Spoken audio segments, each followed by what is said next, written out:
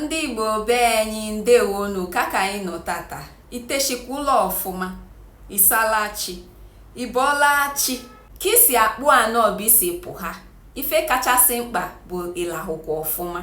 Onwe okwu bụ mbịanị n'ụtụtụ a ndị Mbaise nchọkụ na ubuloche danani maka na nchọ ikwu maka nwunu si nọ ma afụshu nọchọ ịnụ anwụnọ. Ọ na-ekwukarị okwu Igbo bụ Igbo bụ Igbo adị asị na ọ bụ n'onye Igbo.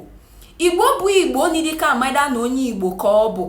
O nweliri ife na-atụ mbọ na awụ na asị aje ga-achọpụ onye ebe ịbụ achọpụ ha onye ịbụ. Unu ma na nke ikpeazụ a ụmụ ndị ojii washisi Black America n'obodo Igbo onye ọbụla na-ejezi eme DNA test ka wa malụ ndị bewa bụ ka wa ma ebewe si jene.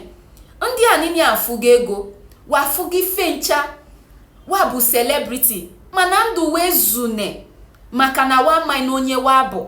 Ọba bụ ndị nọ na Nigeria na-achọ ka anyị bịa rịọma wa ka wa kwele ndị wa bụ. Ndị oyibo asị see finish bụ ife kpaghani o ji bụ na ụfọdụ nọ n'ime Nigeria na-asị na wa bụ na ndị Igbo. Biko ka anyị hapụ ndị weri eri ka anyị kwuo okwu ndị nọ ndụ.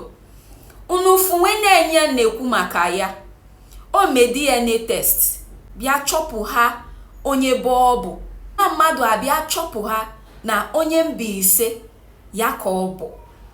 Celebrity dọkwa washi Matt B je ga-search ya je nene na internet ị ga-afụ onye ọ bụ fụkwa na nnukwu mmadụ dọ ka nkwu maka TD Jakes ofu onye asị ka ọ bụ oti ego na akpa nkesi otiekwe ego na akpa anyị bụ ndị mana ife nke anyị dọ nke anyị ama afụ nke mefune anyị ga na-ekwu maka nke anyị ya bụ ife ha onye dịka mụ ji nọ na social media ikwu maka nke anyị.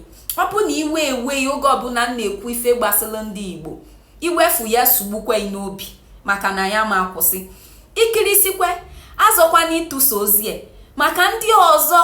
Ọ dịkwa mma ka wafụ a Igbo na-emekwa ọfụma Igbo na-eme ọfụma anyị eme ọfụma ma onwe n'ife ga-akwụsị anyị ma onwe n'ife ga-ewepụ anyị n'ụwa anyị ka anyị kwụsị ime ọfụma. Were ọnụ mụ mara mụ ọ bụ n'idika subscribe da azọkwa ni subscribe ni maka ife ọbụla gbasara ndị Igbo be anyị ya ka na-ekwu okwu. Ọ bụ n'idika esodo anyị na Facebook ka isozukwa anyị ka Chukwu gọzie onye ọbụla. Daalụ unu. My family was gone from this land for over 400 years. And that my ancestors, that they cried from the oceans to come home. That I felt the beat of the drums from Igbo land. And that I've come to respond to that call, which is why I'm here today. So thank you so much for receiving me. Thank you for treating me the way that you did. Thank you for accepting me as family. I will not forget this. Igbo kwenu! Igbo kwenu! Igbo kwenu! Igbo kwenu! All praises, glory, and honor be to the Most High Yah.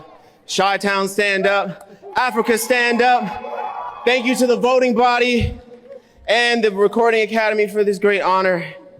And to think that this journey started off from an ancestry DNA test. And I found out that I was mostly Nigerian. This album was created as a way of shining a light on Africa and the beautiful culture that we from the diaspora come from. I hope that this work helps to bridge the gap between Africa and America, between Africans and African Americans. I dedicate this Grammy to my beautiful wife who stands before me right now.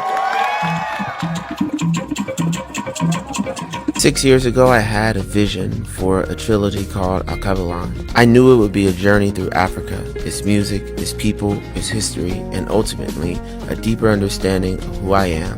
What I didn't know was where that journey would eventually lead me. Now, 6 years later, we finally arrived at the final installment, Alkebulan 3, The Water Remembers. While creating the album, I had the opportunity to uncover my ancestry in a way I never could have imagined. I discovered that my roots trace back to the Igbo people of Owerri, Nigeria, and that discovery became an important part of the history I wanted to tell.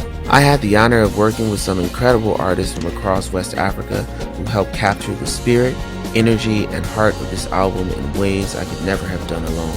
This trilogy has taken 6 years to bring to life, and it's hard to believe we're finally here. Tonight we turn the page to the final chapter of this story.